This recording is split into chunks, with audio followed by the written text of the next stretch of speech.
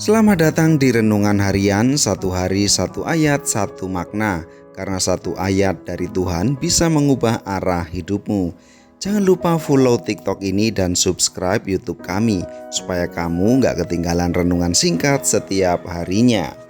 Kalau terang dan gelap aja bisa diatur, masa kamu enggak? Kejadian 1 ayat 18. Dan untuk menguasai siang dan malam dan untuk memisahkan terang dari gelap, Tuhan melihat bahwa semua itu baik. Saudara-saudari yang dikasihi Tuhan, pernah lihat orang bingung, pagi ngaku terang, sore gelap, malam ngambang.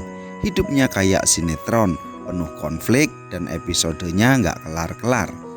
Hari ini kita belajar dari hari keempat penciptaan tentang terang dan gelap, siang dan malam. Bukan cuma soal astronomi, tapi pelajaran hidup yang Tuhan mau kita jalani dengan jelas, teratur dan penuh makna. 4 poin penting dari Kejadian 1 ayat 18. 1. Tuhan membedakan terang dan gelap, jangan campur. Tuhan memisahkan terang dan gelap, artinya hidup kita juga harus punya batas dan jelas antara yang kudus dan yang najis, yang benar dan yang salah, yang tulus dan yang modus. Jangan jadi orang Kristen yang gak jelas posisinya. Hari Minggu di gereja, hari Senin jadi netizen toksik. Hidup dalam terang artinya berani meninggalkan gelap. 2. Tuhan memberi kuasa untuk mengatur waktu. Benda penerang menguasai siang dan malam.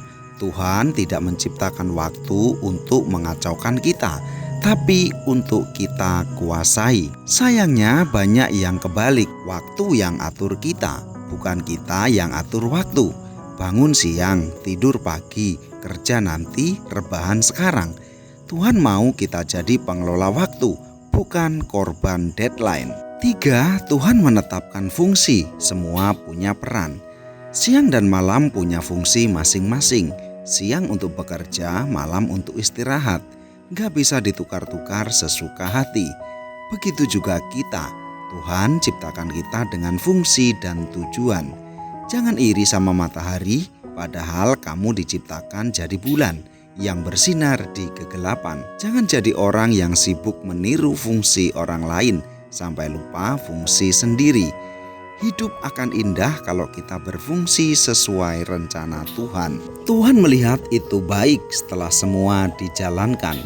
Setelah semuanya diatur, terang, gelap, siang, malam, barulah Tuhan berkata, itu baik. Artinya kebaikan itu lahir dari keteraturan, bukan kekacauan. Bukan sekedar aku baik kok, tapi apakah hidupmu tertata? Apakah kamu sudah memisahkan terang dari gelap? Apakah kamu berfungsi sesuai peranmu? Tuhan berkata, baik, saat hidup kita berjalan sesuai kehendaknya. Dari Kejadian 1 ayat 18 kita belajar, pisahkan terang dan gelap, hidup harus jelas, gak abu-abu. Kelola waktumu dengan bijak, karena waktu adalah titipan, bukan mainan. Temukan dan jalani fungsi hidupmu, kamu diciptakan dengan tujuan. Hidup tertata itu baik di mata Tuhan, bukan karena sempurna, tapi karena taat. Kalau bulan dan matahari aja patuh sama Tuhan, masa kita yang diciptakan segambar dengannya malah semaunya sendiri?